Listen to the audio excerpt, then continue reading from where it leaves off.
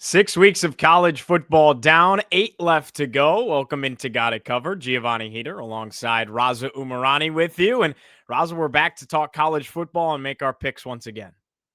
Yep, it feels like it's been a minute since we've talked college football because we're recording this on a Thursday. We talked about college football on Monday, which is our normal schedule, but it feels like so much has happened in between. It's like, oh my goodness. And last week was like, although it was the upset week, it was like the sleepier week in terms of big name matchups. So it feels like now that was almost like a mini bye week in terms of its structure. Now we're back in the swing of things with some massive games on the slate. So can't wait to get into it. It's going to be an electric Saturday of college football. Yeah, it's another good Saturday slate, no question about it. And we'll start at high noon. We got a top 17 matchup on Fox in the Big Ten. Number one, Ohio State on the road at Memorial Stadium in Champaign, Illinois, to take on the Fighting Illini. Illinois comes in 17th ranked team in the country. They're 5-1 on the year, 2-1 in Big Ten play. And Ohio State, Raza, finally playing a team with a pulse for the first time since week one against Texas. Well, I wouldn't say that. I think Washington was a pretty good opponent on the road, and they dispatched of them pretty Very easily. true. Um, but Ohio State now, I mean, it's probably the best team they've played since they played Texas, for what it's worth. I think Washington's pretty good. That was evidenced by also their comeback at Maryland last week. Minnesota's nothing crazy, I will admit. But this will be a challenging test for them, not in terms of an environment, although the Illini faithful got up for that USC game a couple of weeks ago. This is probably going to be like largely, maybe not largely, but there will be a large contingency of Ohio State fans in the crowd in Champaign. I think Illinois is good. Obviously, like I picked them to beat USC a couple weeks ago. I thought they would get their season relatively back on track after the debacle against Indiana, but this is a tall task for Luke Altmaier and company. I think Ohio State's playing so well on both sides of the ball. I mean, I said it on Monday. They still haven't given up double-digit points yet this season. So really, Wow. for me, the question is, does Illinois breach double digits in this game? Which is kind of a crazy question to ask of a ranked opponent, but that's how well Ohio State's playing. In that same vein, I'm always going to be taking the under in an Ohio State game. I don't even know what the total is in this game. It's probably, I think it was like 51.5 last time I checked. It's 49.5 now, and the spread is Ohio State minus 14.5 as well. Yeah, so I would take Ohio State to cover, and I would take the game to go under. This just screams like 31-9 Ohio State. Bit of a sleepy game because it's like an 11 a.m. local start time. So, yeah, a little sleepy. Defense dominates. Like the first half under would be a nuke for me. But I think Ohio State's playing way too well on both sides of the ball. And I said it earlier in the week, like you're seeing Julian Sayin really get comfortable and come into his own. Illinois is going to be challenging them a little bit more in terms of their offensive personnel. Like this is probably, I'd compare them or put them on the same tier as Washington in terms of like their wide receiver quarterback prowess. But I think the Buckeyes are well equipped to handle it. So I'll take them to win pretty big on Big Noon. Yeah, I'm going to take Ohio State to win and cover in this one as well. I really think it comes down to Ohio State's defense. I don't see a world where Illinois is going to be able to light up the scoreboard. And you saw that against Indiana for Illinois. So there's proof in the pudding as well that when facing a good defense, Luke Altmaier and this offense have struggled to get it humming. I also think Ohio State's better than Indiana. I know That's that true. that's comparing apples to oranges in a lot of ways, and you have to play things week to week. But I do have a really good feeling on Ohio State. They've done their part as far as literally staying quiet and not being mentioned very much because of how dominant they've been, right? Mhm. There's been nothing to talk about with Ohio State. They've just run of the mill gone in there and won the games by 20 plus week after week. And I think that's really impressive. So I like Ohio State to cover in this one. I know it's in Champaign. Going to be a great crowd. No question about it. Probably. Yeah. But I do like Ohio State to cover in this game. Moving on to the next one, another noon game. Great one in the SEC. One that I think not enough people are talking about here. Number 8, Alabama on the road at a 5-0, 14th ranked Missouri in Columbia. This is an awesome matchup here. And I think what you're going to get out of this game between Alabama and Missouri is actually what a lot of people thought that you were going to get out of the Alabama Georgia game, because I didn't feel like Georgia's defense this year has been the branded, vaunted Georgia's defense that we've come to know and expect under Kirby Smart. Right. Missouri has that. Missouri's pass rush and defensive line is super, super impressive. We've yet to see Ty Simpson really since that Florida State game be pressured and be challenged and have the backfield full of defenders this year. I think that is what Missouri brings to the table, and that is their recipe for success on Saturday. Alabama's 3.5-point favorites. The over-unders at 51.5. I do like Alabama to win and cover. I do. So I'm going to take Alabama to win and cover because, again, I feel like they're the closest thing to Ohio State and Miami as far as national championship caliber play we're seeing right now.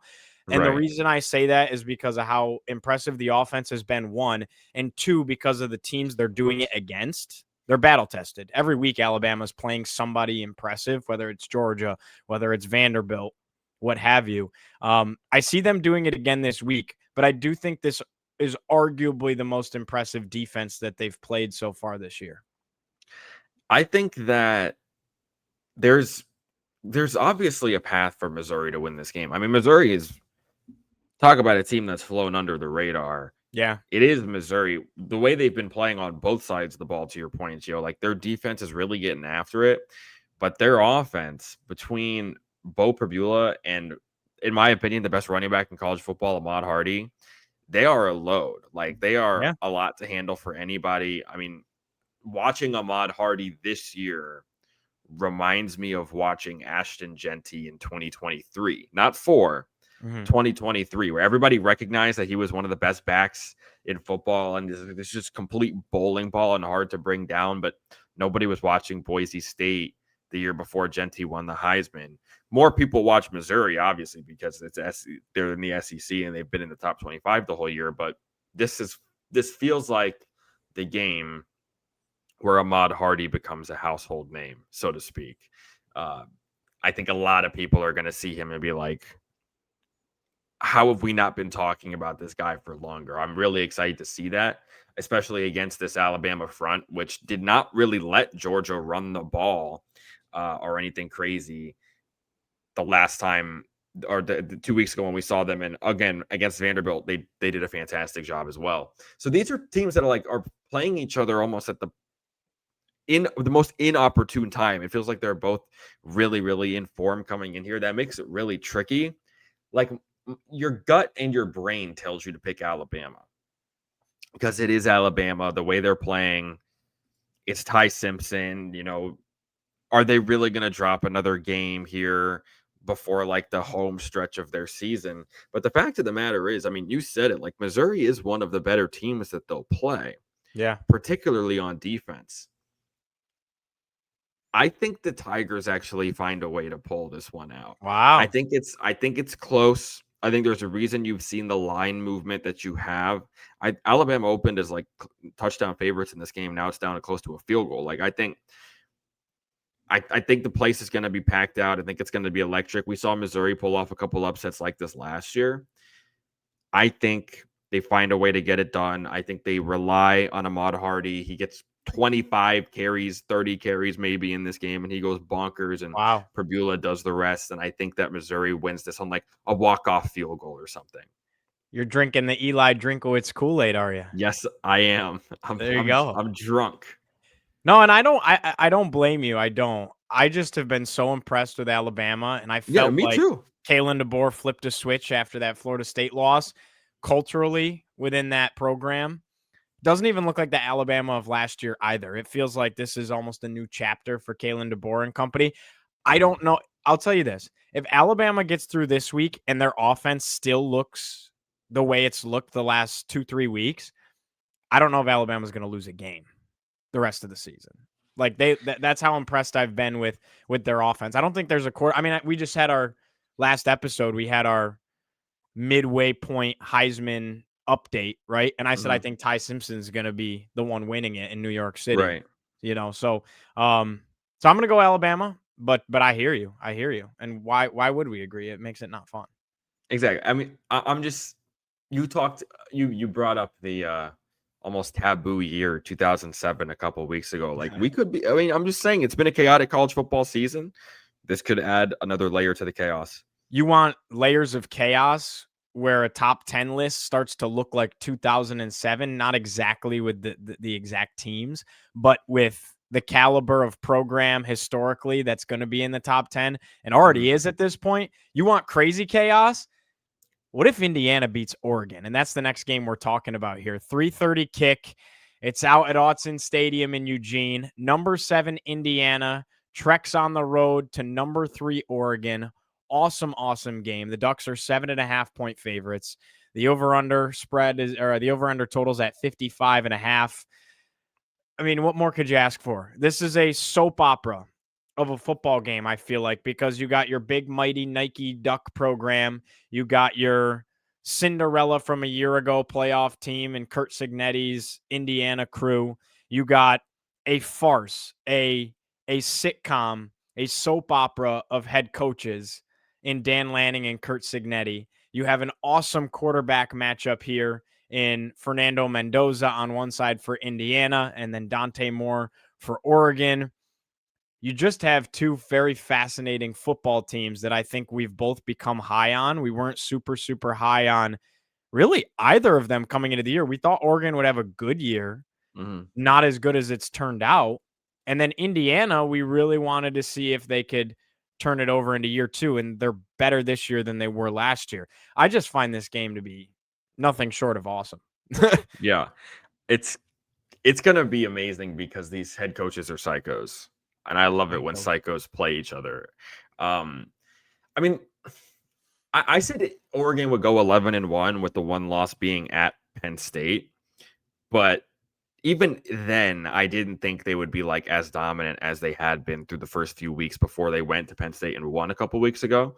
Um, Dante Moore has been a big part of that equation, as has his star receiver Decorian Moore. Like I didn't think he would. I knew he would start. I didn't think he'd make this big of an impact immediately because you know so many times there's a freshman player that'll start and you're like, yeah, they're starting because they're probably just the most talented person in the room, but you don't know what it's going to look like. Sure. Um, like that's how I felt about Ryan Williams last year. Like I thought Jeremiah Smith was going to be a dog instantly, but that's just because I knew who he was. Like Right. Decorian Moore has really emerged as that guy.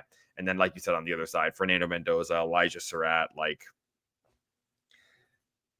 really, Gio, can I give you an underrated storyline in this game? Please. That's what we're here for.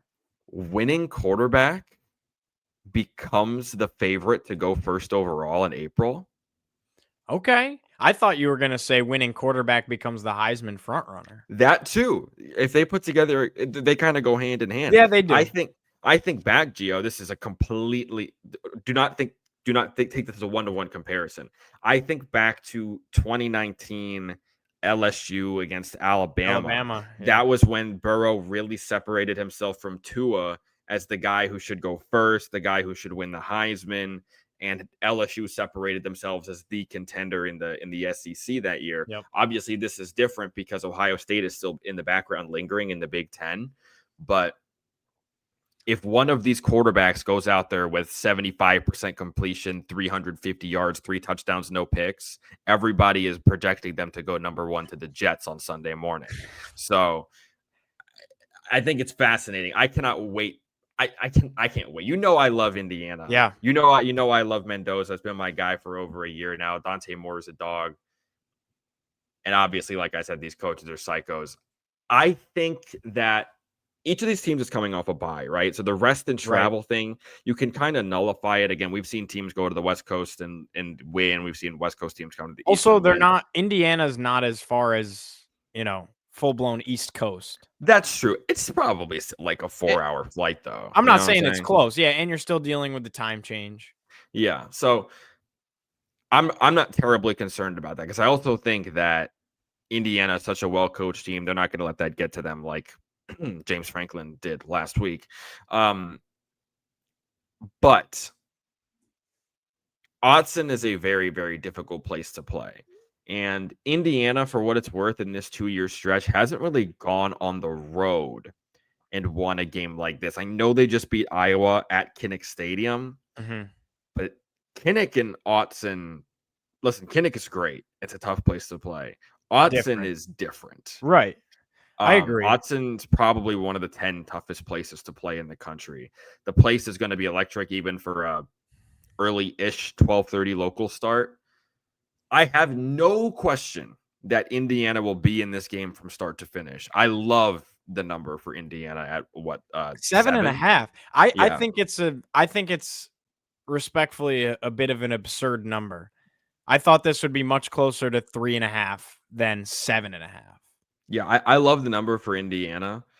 In fact, that's probably that. I'll claim that as my favorite bet of the week. There you Indiana go. plus 7.5. And last week, your lock was a smackaroo. You liked Virginia plus the 6.5, and they won outright. They won the game. Yeah, So I liked them to win the game too, but I said for your money, take them at 6.5. exactly. We should start keeping track of that to see who's sharp and who's square. Because listen, I started the year in both the NFL and college football sharp as attack, and ever since I have turned into a next cube. Like I am It happens. perfectly square on all 6 sides. So I do think Oregon wins the game, but I think Indiana covers because I think they're a fantastic team that's going to hang around. This is the type of game where, regardless of who wins and who loses, they should each be in the top 10 on Sunday afternoon. Obviously, there's a world where somebody gets blown out. I just don't think that's going to happen. Assuming this game goes the way I think it does, which is like 30-27 or something like that, 27-24, Oregon wins. Yeah. They should both be in the top 10 moving forward. So who are you taking? Oregon. I'll take Oregon to win the game. You're going to take Oregon But Indiana, to win the game. Indiana to cover. Yeah, I'm going to do the same. I'm going to take Oregon to win the game, Indiana to cover. Favorite bet of the week is that Indiana plus 7.5. I just feel like that number's big, but sometimes though Vegas is trying to tell you something. So maybe we're not thinking about it enough. Perhaps. I mean, maybe they're just spooked because of how Indiana played at Iowa.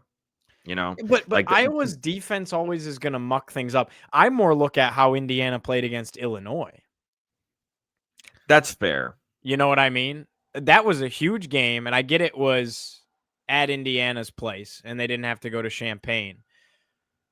But that was that really opened my eyes. That was the game where I said that this isn't the Indiana of last year that, okay, they're going to squeak their way into the playoffs because their schedule is kind of light and this is a nice Cinderella story, and then they're going to get thumped in South Bend against Notre Dame, right? No, like that opened my eyes to, okay, Indiana's going to be able to not only probably get into the playoff or compete for a chance at it, they can play. They're going to be able to compete with good teams.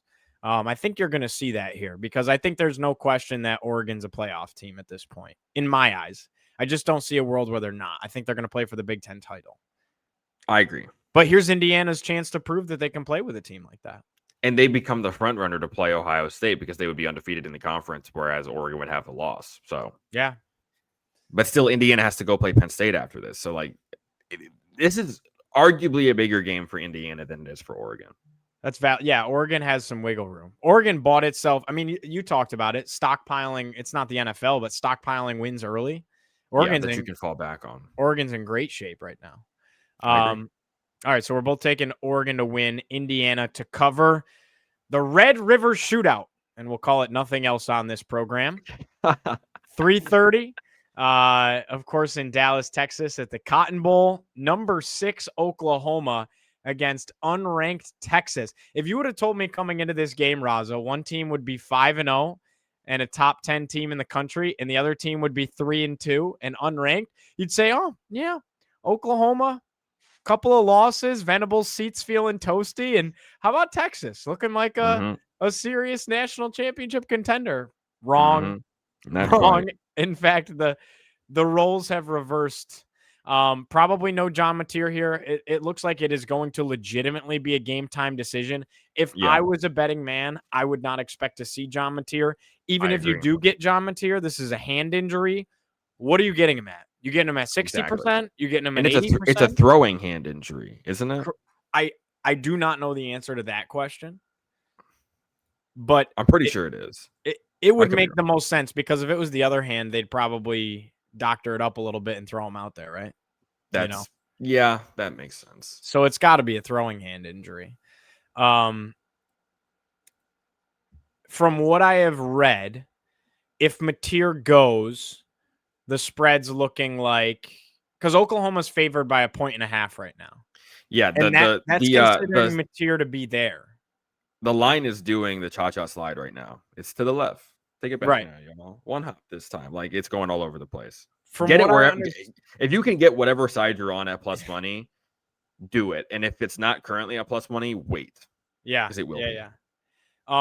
From what I understand, the line currently with Oklahoma by 1.5 is considering Mateer to play, because Yes. if they're considering Mateer out, it looks something more like Texas by 5.5.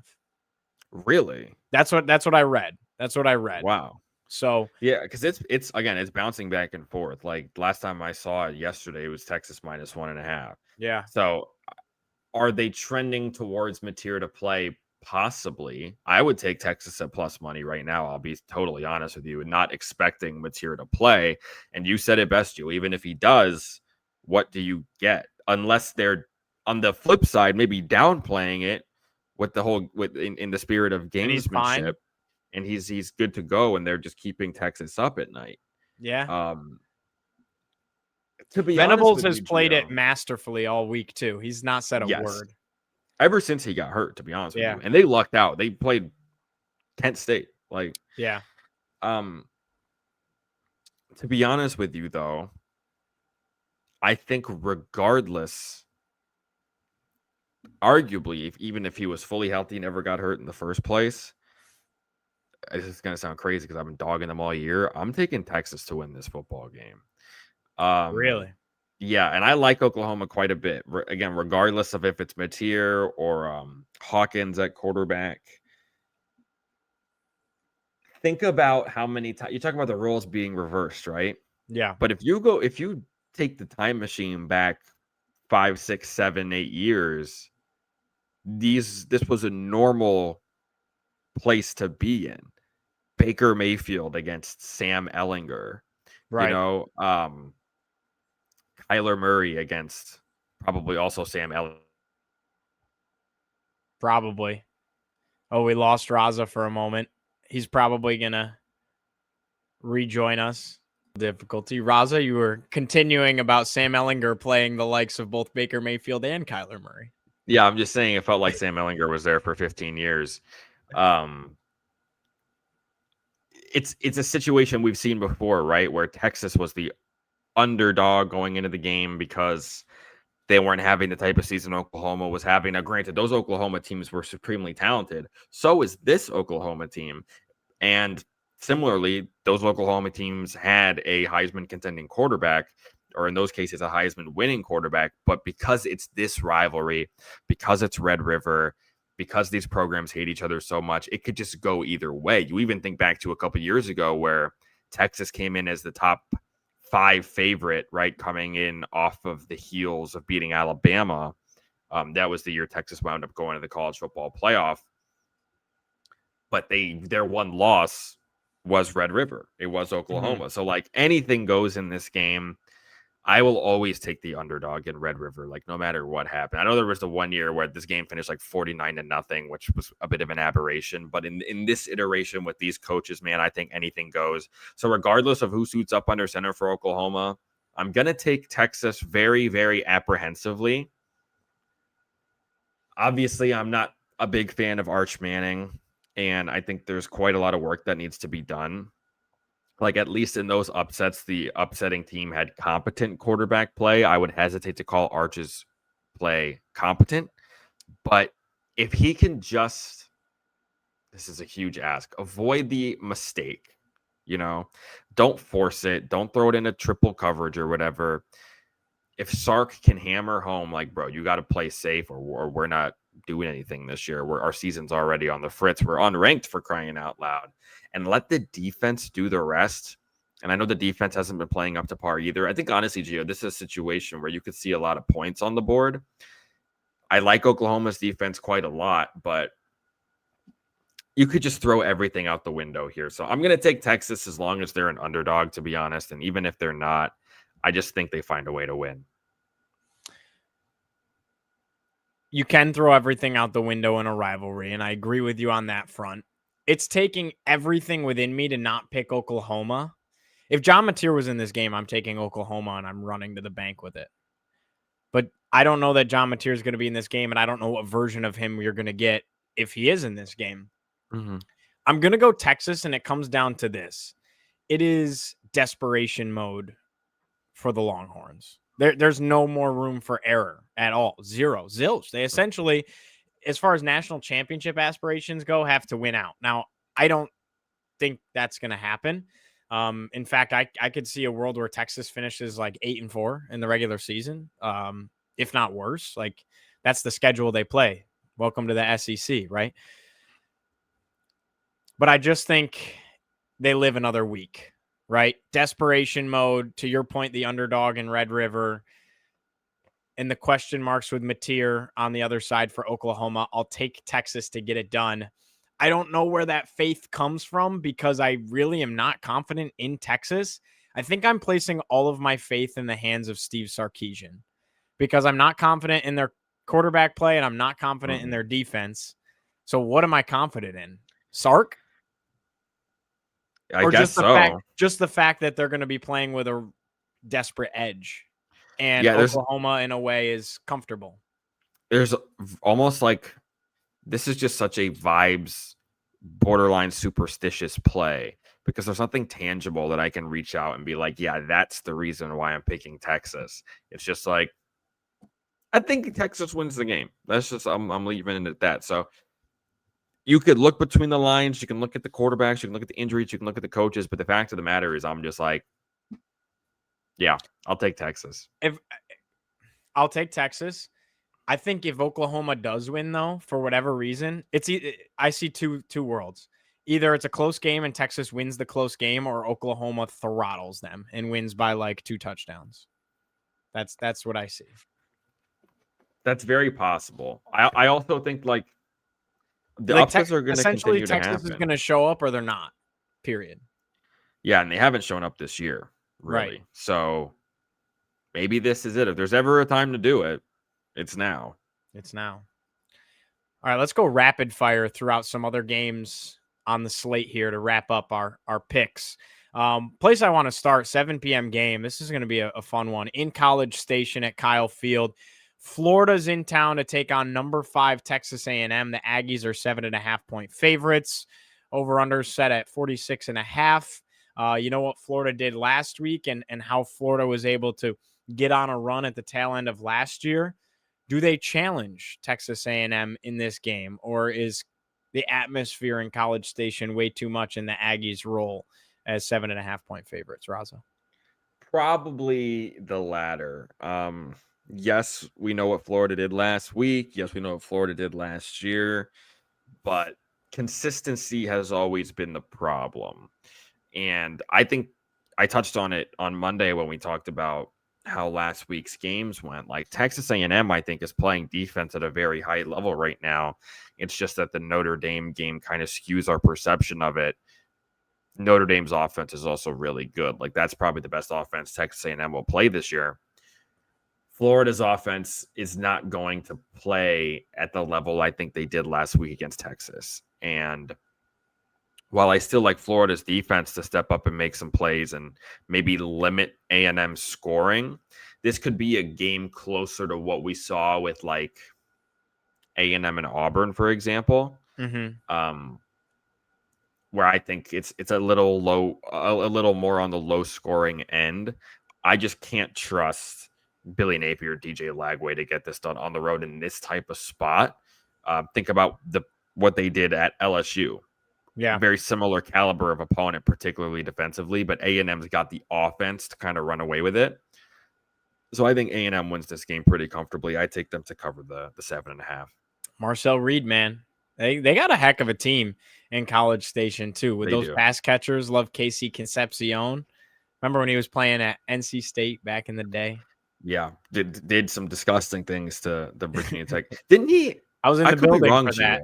Yeah, I was too. Didn't he have a rushing, passing, and receiving touchdown in that I game? believe you're correct. Like, bro, Yeah. as a freshman, Yeah. as a true Nuts. freshman, I was Nuts. nuts. Yeah, and Mario Craver's also been one of the better Oh, receivers in yeah. college football. He's been better than Concepcion, Yeah, arguably, but statistically, anyway. Concepcion is such a weapon. Like you Right. have to account for him. 100%. I'm going to take Florida to cover, but I'm going to take Really? A&M to win the game. Yeah, I just have a feeling about Florida covering. Um, it's not even really an offense thing. I like Florida's defense, and I like their defensive line. I think they are going to get after Marcel Reed a little bit. I'm going to take Florida to cover, A&M to win the game in this one. Continuing our rapid fire here, South Carolina at LSU in Baton Rouge. It's October. The Gamecocks turn it up a notch in October.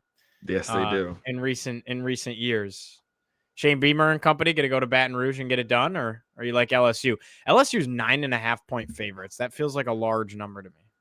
I mean, I just think it's the way that South Carolina's played against the quote unquote real teams on their schedule. I do want to point out this is a stretch for South Carolina where they're playing 5 teams in the top 11, starting with LSU. It's Insane. 4 top 10 teams after that. Now, obviously, that's subject to change, but on paper right now, that is like hilariously crazy. I think LSU wins the game. They've got to bounce back. You know what I'm saying? And Yeah. I don't know what it's going to look like because I think LSU is in such a strange spot. But this is not a game they should be losing at home. Like for them to have gone to Ole Miss and lost, I think we both picked them to lose that game. That was pretty predictable in my opinion. I don't see them losing at home here unless Lenoris is going to have to be Superman for South Carolina in this game. If he's even up to the task against a defense of this caliber. So I don't see how I see a path and I can see South Carolina covering, but I do think LSU wins the ball game. Yeah, I'll take LSU. Nice bounce back spot for them. Moving on to 5-1. I'll take LSU in this one, but I would watch out for South Carolina to cover in this thing. A couple more for you here. Arizona State at Utah. Sun Devils ranked 21st. Utah 4-1. They're unranked. This one's in Salt Lake City. Utah 5.5-point favorites at home against a ranked team. Over under at 48.5. I know you're still pretty high on Utah. I still have some faith in the Sun Devils here. So I'm going to take Arizona State to go on the road and get it done. What you got? I really like both of these teams. I mean, this was my pick for the Big 12 championship game. Like, I like both these teams. I like both these quarterbacks. They've each dropped a game that they shouldn't have. The difference is Arizona State lost at the buzzer. Utah got crushed by Texas Tech. But I think that this game for Utah starting in this late night spot is more advantageous for them than that Texas team. That Texas Tech game, which started at 10 in the morning. Sure. Like I think Rice Eccles is going to be bumping. I think it's going to be a crazy environment. I think Arizona State covers the 5.5. But I'm going to take Utah to win this game. They're the drug that I can't quit right now. I just think it's like putting faith in the environment and putting faith in the coaching. Not that Kenny Dillingham is anything to sneeze at, but like this again is a question of who needs it more. I think Utah needs it more, and I like the way Arizona State's been playing. But I think this is going to be tough. I think it's going to be electric. I actually can't wait to watch. It's always good, man, when the 7:30-ish window closes, the primetime window closes, and there's a good game to look forward to in the after dark window. Like no more of this Colorado BYU nonsense. Like I don't want to watch respectfully to Coach Prime. I don't want to watch Colorado play football. I want to watch Arizona State, Utah. So, we don't have Pac-12 after dark anymore. Instead, we get like, dude, you know how I've been spending when the clock flips to AM and it's Sunday morning every You're week. watching the Mountain West when it's time for rest. That's a bar. Yeah, like last week it was Duke Cal. Like, I'm like, okay. I feel like I've watched every game JKS has played this year. Now, granted, I really like watching him play, but I feel like I've watched Cal play all their games this year because they're on at 11 p.m. Eastern. Because you don't sleep. I'm in bed by that point. That's true, but listen, I'm just scouting JKS because I think that kid's a stud. So no complaints. He's got some ups and downs, but when he flashes, that's when I'm like, okay, Ruza, snap out of it. Don't fall asleep. He's just made a crazy throw. So um, I'm glad that this is a game I can watch until 1 a.m. on Saturday night and not be bored, unless it's a blowout. Sure. Let's go with our ACC game of the week. Take it back to our home conference here. Not a terrific slate for the Atlantic Coast this week. Pittsburgh at Florida State's okay. NC State's going to go on the road to South Bend to play Notre Dame. Clemson's going to throttle Boston College and Chestnut Hill, you'd think. So I'm going to take as our ACC game of the week, Virginia Tech at Georgia Tech. Show them the hoodie, buddy. What do we like or do we not? Is it going to be a sad Saturday for the Hokies?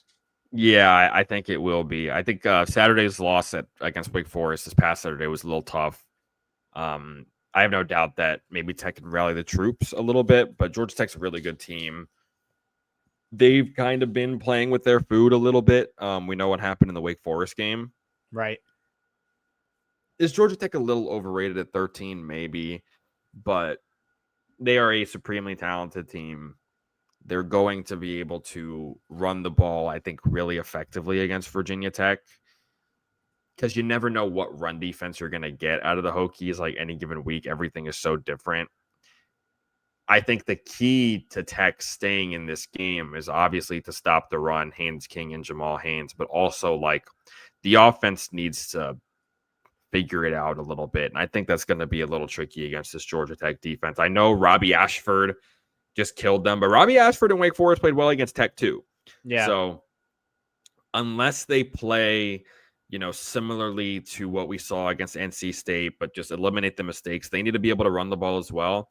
I just think this is a really bad matchup for Virginia Tech. I think in the battle of the Techs, the battle of the nerd schools, I think that it's the Yellow Jackets of the Georgia Institute of Technology that wind up getting the job done. I know they're 2 touchdown favorites. I'd probably take them to cover. I'd love Tech to hang around in this game, but I also would hate to get false hope. So yeah. I think that might be close for a little bit while these teams are feeling each other out. But I think Georgia Tech's run game and defense just winds up wearing down Virginia Tech down the stretch. Probably win like a 27-13 ball game.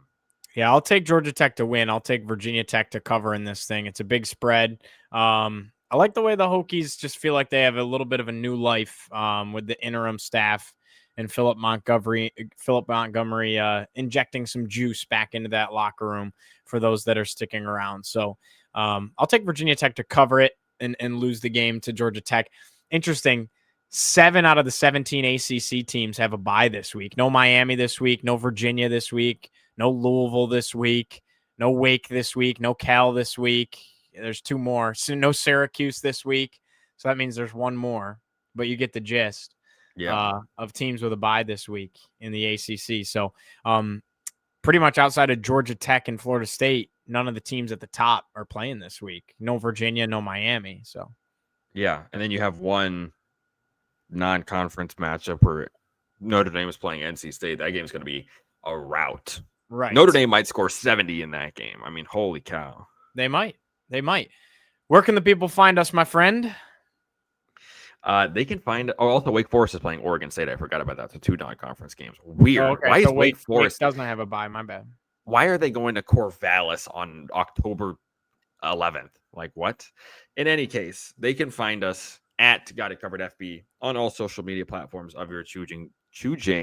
Twitter, Instagram, Facebook, TikTok, MySpace, LimeWire, Napster. the Me Plaza on the Nintendo Wii. Can't forget about that. We were at PictoChat on the Nintendo DS. You can find me there all the time. That's my main form of communication. And plenty more content's coming your way. A lot of good stuff is headed your way on those platforms. So at Got It Covered FB, follow us, like the show, subscribe, comment, refer to a friend. Let us know how absolutely insane we are for picking Texas to beat Oklahoma. I know it's not an insane take, but if you think I said something insane, please let me hear it, because if there's anything I love, doing. Gio knows this. It's arguing. So, yeah. We do it all the time, and we got you covered.